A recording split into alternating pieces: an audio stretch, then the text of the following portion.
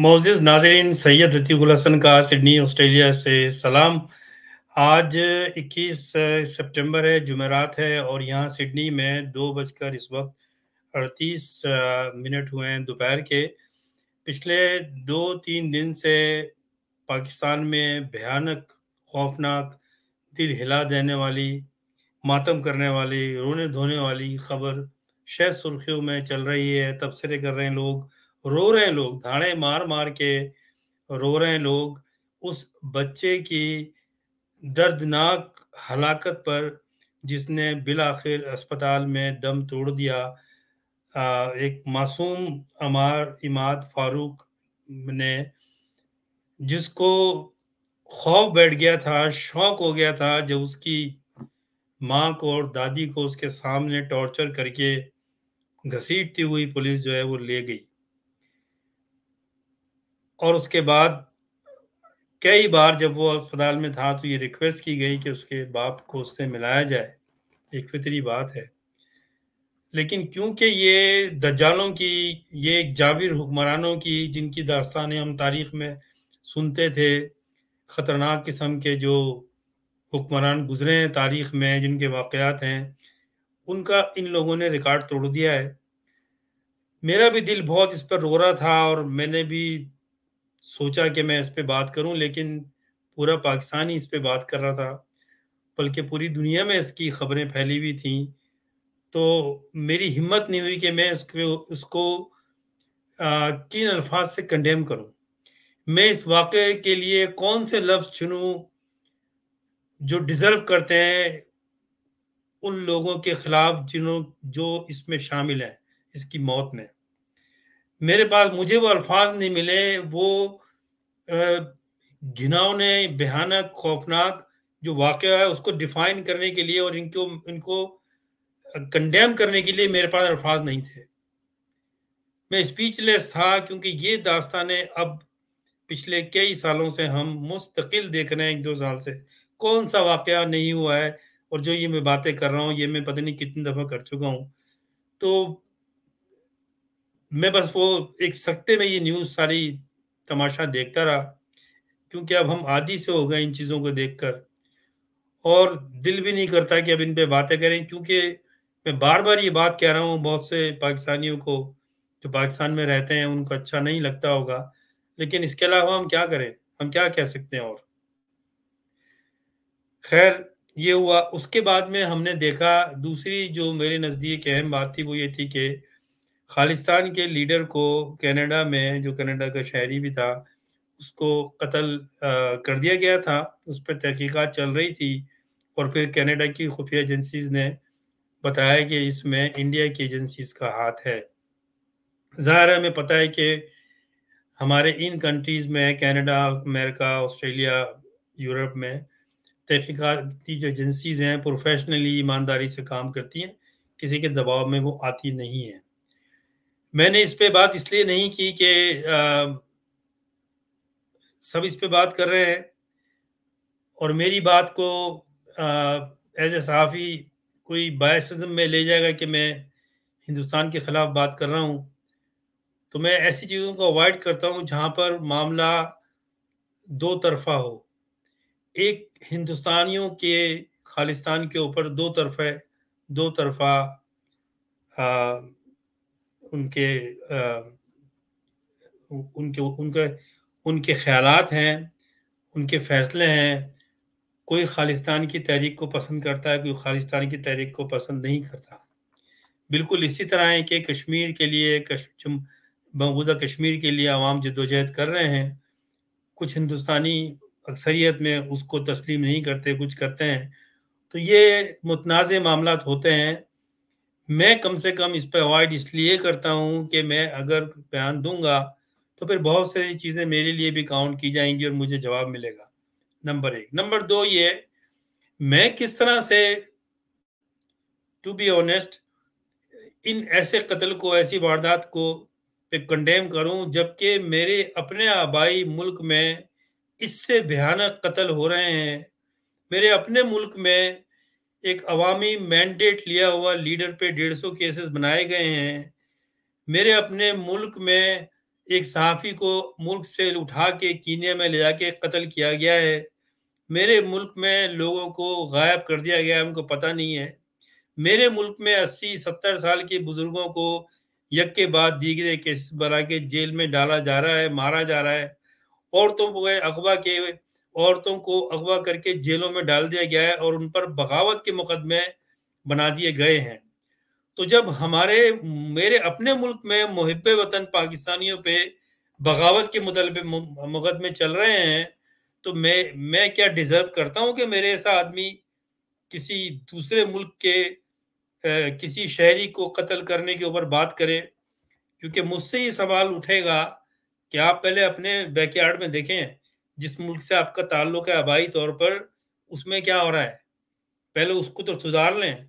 मेरे पास उसका जवाब नहीं है, इसलिए मैंने उस पर कोई खबर नहीं दी। और मैंने एक न्यूज़ कवर करनी थी तो मैंने अल जजीरा की रिपोर्ट अपने सोशल मीडिया पे लगा दी। मैं इस पे बात नहीं करना चाहता जब तक कि पाकिस्तान के हालात इस काबिल ना हो। हम ये कहने की हैसियत में हैं कि हम दुनिया में होते हुए किसी जुल्म के खिलाफ आवाज उठाएंगे? हमें कोई हक नहीं पहुंचता क्योंकि हमने अपने घर को सही कर लिया। कौन सा क्राइम हमारे मुल्क में नहीं हो रहा?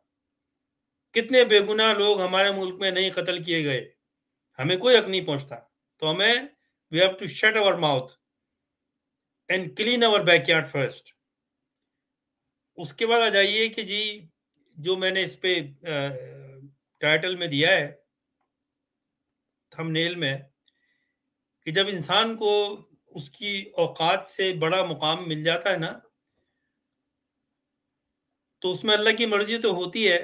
और उसकी वजह ये होती है कि एक तो अल्लाह ताला इज्जत देना चाहता है, या फिर अल्लाह ताला उसको मजीद नंगा करना चाहता है उस मुकाम पे ले जाके कि देखो असल हकीकत क्या है।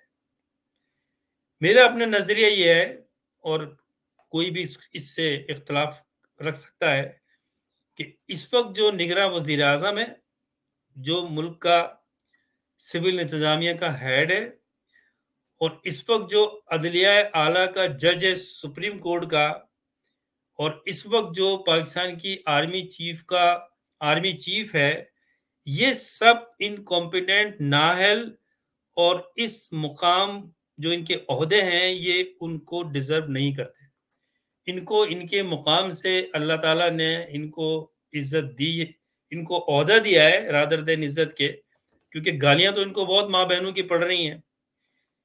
कभी आपने देखा कि किसी मुल्क के चीफ को उसके मुल्क के शहरी माँ बहनों की गालियां दे रहे हैं सोशल मीडिया पे? ये चल रहा है। ये जाहिर है कि मैं उसको नहीं लगाया क्योंकि उसमें माँ बहनों की लिटरेरी गालियां मौजूद हैं, और लोग लोग देख रहे हैं। जब से ये वाकयात हो रहे हैं, इनको माँ बहनों की गालियां। मुझे अगर कोई गलत तरीके से कोई गालियां दे, कुछ करें, मैं काम ही छोड़ दूं, बोलूं दफा करो यार, मुझे क्या लेना देना है, या मैं उसको जवाब ही ना दूं। लेकिन मैं तो कोई आर्मी चीफ नहीं हूं, ना मैं कोई सुप्रीम कोर्ट का जज हूं, ना मैं कोई वजीर आजम हूं। तो मुझे इतना फिक्र करने की क्या जरूरत है? मैं एक जर्नलिस्ट हूं, और जर्नलिस्ट तो तनकीद का निशाना बनते हैं। लेकिन जो मुल्क की तर्जुमानी कर रहे हैं इन तीन इदारों की, उनको कितनी गाड़ियां पड़ रही हैं, यही अल्लाह ताला ने इनके नसीब में लिखा था। और इनकी बेगैरती से ये साबित होता है कि ये लायक हैं इसके। इनको मजीद गालियां और पड़ेंगी क्योंकि अल्लाह ताला ने अभी इनको और जलील कराना है। आज मैंने वो देखा सोशल मीडिया पे एक, और मुझे फिर वही बांग्लादेश बनता हुआ नजर आ गया, जब बंगालियों ने हिंदुस्तान से अपील की कि आए हमें बचाएं पाकिस्तानी फौज से।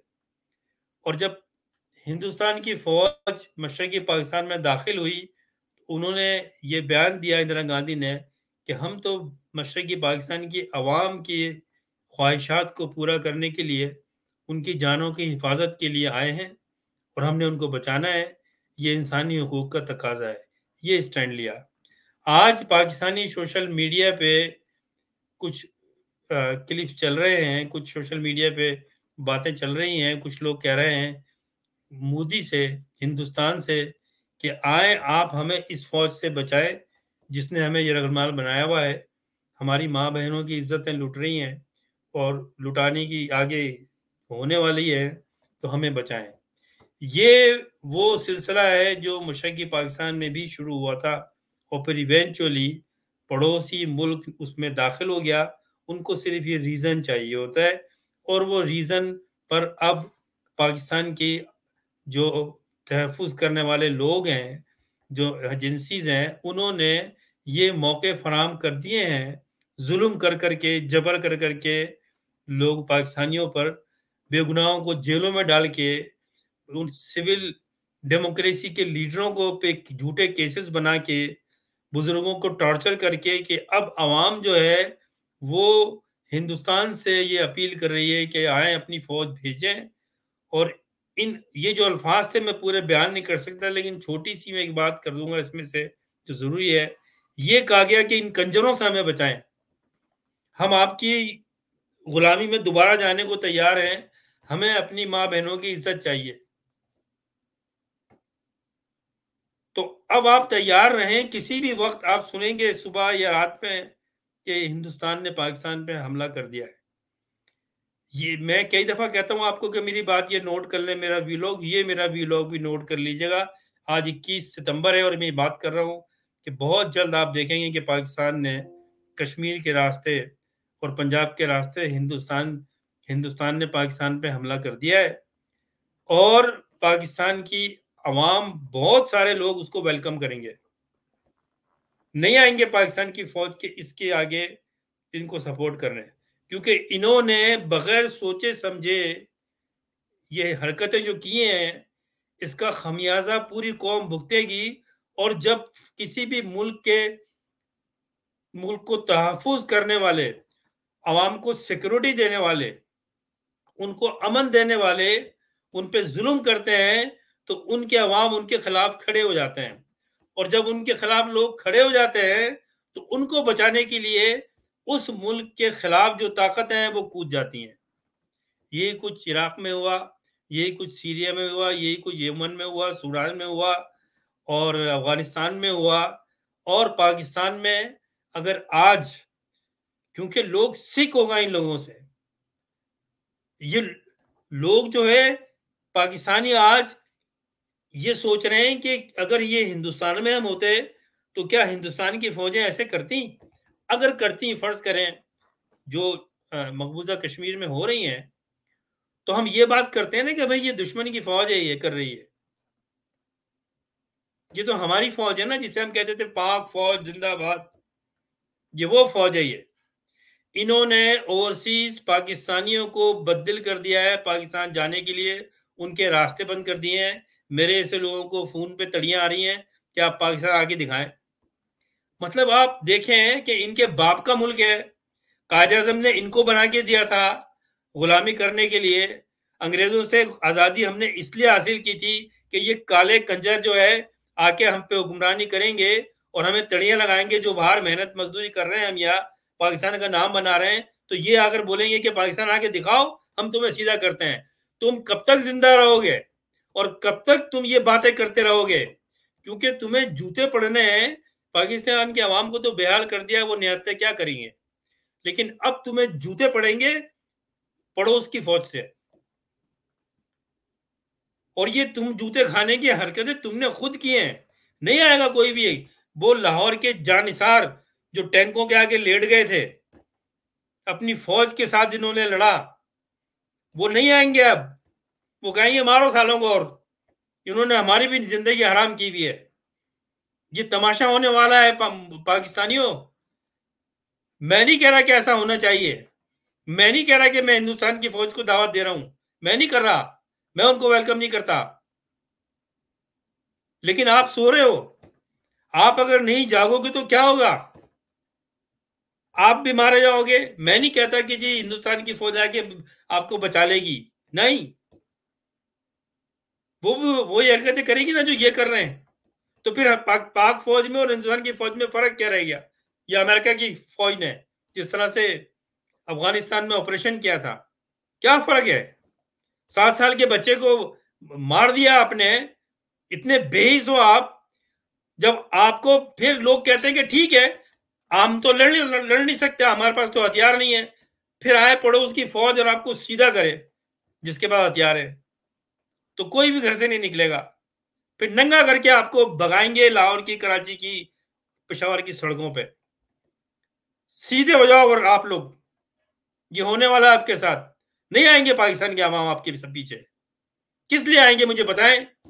आपने अपना एतमाद खो दिया, आपने अपनी इज्जत खो दी, आपने हर चीज खो दी है, नंगे हो गए हो आप। तो फिर इंसानी हुकूक के नाम पे पाकिस्तान को तोड़ने वाले आएंगे पाकिस्तान। ये मैं आज आपको बता रहा हूं, इंकशाफ कर रहा हूं मैं आज आपको। हमारा तो दिल भर गया है अब, और मेरा तो कोई जाने का प्रोग्राम भी नहीं है पाकिस्तान, जब तक के हालात ऐसे नहीं रहे। जब मेरा पाकिस्तान, ऐसा पाकिस्तान जब हो जाएगा जैसा मेरे बाप दादा चाहते थे, जैसे पाकिस्तान बनाने वाले चाहते थे, तो मैं जाऊंगा। मेरा मुल्क है, किसी का बाप मुझे रोक नहीं सकता। लेकिन मैं ऐसे जाके तो लावारिसों की तरह वहां पर किसी रोड पे लाश तो नहीं मिलेगी मेरी। तो बात सारी ये है, इस पर सोचें। मैं बार बार आपको बता रहा हूँ ये। तो मैं ये कह रहा था कि देखें, निगरां एक वजीर आजम है। अव्वल तो अक़वाम मुत्तहिदा को, पाकिस्तान के वजीर आजम को, क्योंकि निगरां है, ये जमहूरी तौर पे सेलेक्ट किया हुआ अवामों का नुमाइंदा नहीं है, तो इसको क्यों वहां इजाजत दी गई पाकिस्तान की नुमाइंदगी करने की?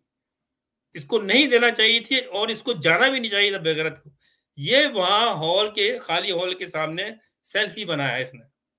जहनी लेवल देखो आप, सतही लेवल देखो। कब सेल्फी बनाता है आदमी किसी जगह जाके, जब उसको फख्र होता है कि मैं इस जगह पे पहुंच गया। मैंने 2 दफा ये किया था, सेल्फी बनाई थी जिंदगी में। सेल्फी नहीं बनाई थी उस वक्त ही नहीं, लोगों से कहा मेरा फोटो खींचो। पहली दफा जब मैं आगरा समिट में मैं ताजमहल गया था, क्योंकि मेरी ख्वाहिश थी कि मैं ताजमहल देखूं, क्योंकि मेरी वालदा का जो आबाई घर था वो उसके बहुत करीब था। मैंने देखा है वो 5-10 मिनट की, 15 मिनट की, 20 मिनट की वॉक थी। तो मेरी ख्वाहिश थी कि मैं ताजमहल देखूं, और अल्लाह ताला ने मौका दिया। वहां मैंने एक जर्नलिस्ट थी बीबीसी की, उसको मैंने कहा मेरा फोटो बना दो। तो मैंने काफी अरसे अपनी टाइमलाइन पर भी चलाया वो। उस वक्त मैंने किसी को कहा कि मेरा फोटो बना। और एक जब मैं पहली दफा ऑस्ट्रेलिया माइग्रेशन लेके आया और मैं सिडनी क्रिकेट ग्राउंड में गया, तो मुझे ये ख्वाहिश थी कि मैं ऑस्ट्रेलियन क्रिकेटर्स को देखूं। और फिर मैंने जब सिडनी क्रिकेट ग्राउंड में आया और मैंने देखा, तो मैंने फिर लोगों से कहा मेरा फोटो बना दो। और फिर मैंने उस फोटो को अपनी एल्बम में रखा, और फिर मैंने मीडिया में भी वो दिया, क्योंकि एक प्राइड थी मेरे लिए। बाकी मैंने नहीं कहा, लेकिन मैं तो कोई मुल्क का वजीर आजम मैं तो नहीं हूं। तो ये चीज जो है, और तो इसने अपनी सेल्फी बनाई है। दूसरा देखें आप इसको, जिसने कहा कि ये लाइव चलाया जाए इसको, सुप्रीम कोर्ट के जज को, और नंगा हो गया ये। हर चीज में अल्लाह ताला का कोई रीजन होता है ना। नंगा होने के लिए इसको लाइव चलवाया, और देख लिया कि ये कितना कितना ये काबिल है, क्या इसको होना चाहिए। आप लोगों ने देख ही लिया, मैं पिछले वीलॉग में बात कर चुका हूँ। और तीसरा तो आपने देखा है, जिसको गालियां पड़ रही हैं माँ बहनों की, वो हमारा आर्मी चीफ है। फिर इंशाल्लाह बात होगी। अल्लाह हाफिज।